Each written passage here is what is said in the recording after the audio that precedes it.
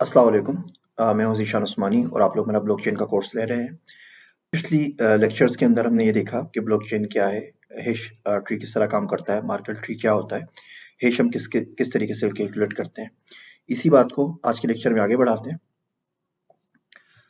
और हम ये देखते हैं आज कि ब्लॉकचेन की कितनी टाइप्स हैं और उसकी लेयर्स क्या होती हैं।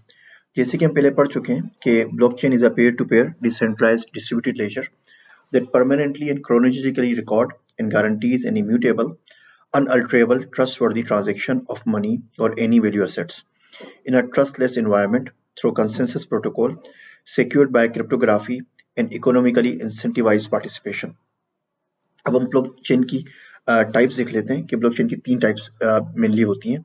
पब्लिक या परमिशन लेस ब्लॉकचेन, प्राइवेट या परमिशन ब्लॉकचेन और हाइब्रिड या कंसोर्शियम ब्लॉकचेन। पब्लिक ब्लॉकचेन जैसे कि आपने देखा बिटकॉइन और इथेरियम इसकी मिसालें हैं। इसमें कोई भी किसी जगह से नेटवर्क को जब चाहे ज्वाइन कर सकता है और जब चाहे छोड़ सकता है।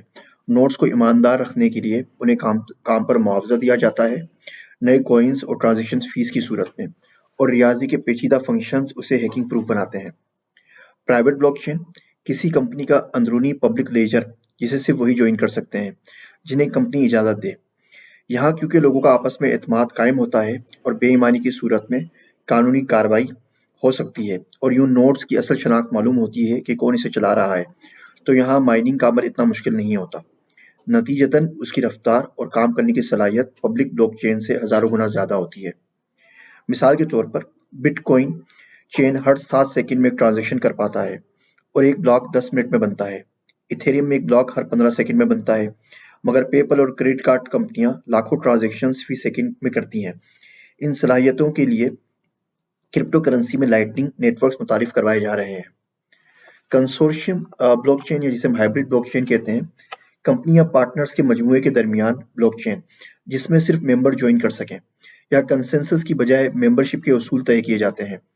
ब्लॉकचेन एक खास किस्म का पब्लिक लेजर अवामी खाता होता है जो कि बुनियादी टेक्नोलॉजी है क्रिप्टो करेंसी की, मसलन बिटकॉइन।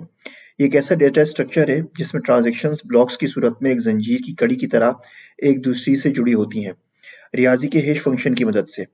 ब्लॉकचेन की किस्मों में पब्लिक ब्लॉकचेन खुली या ओपन होती हैं, जिसमें शमूलियत और इखराज के लिए किसी परमिशन इजाज़त की ज़रूरत नहीं होती।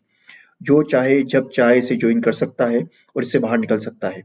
अनजाने लोगों और नोड्स के दरमियान एतमाद बहाल रखने के लिए इसमें इनामी तौर पर क्रिप्टो करेंसी दी जाती है और रियाजी के पेचीदा मरहलों से इसके नज़्मो नस्क को मुमकिन बनाया जाता है। दूसरी तरफ प्राइवेट या क्लोज ब्लॉकचेन में एतमाद उमूमन एक ही कंपनी की पॉलिसियों और मुआहिदों के जरिए मुमकिन बनाया गया होता है, लिहाजा यहाँ क्रिप्टो करेंसी इनाम के तौर पर नहीं दी जाती।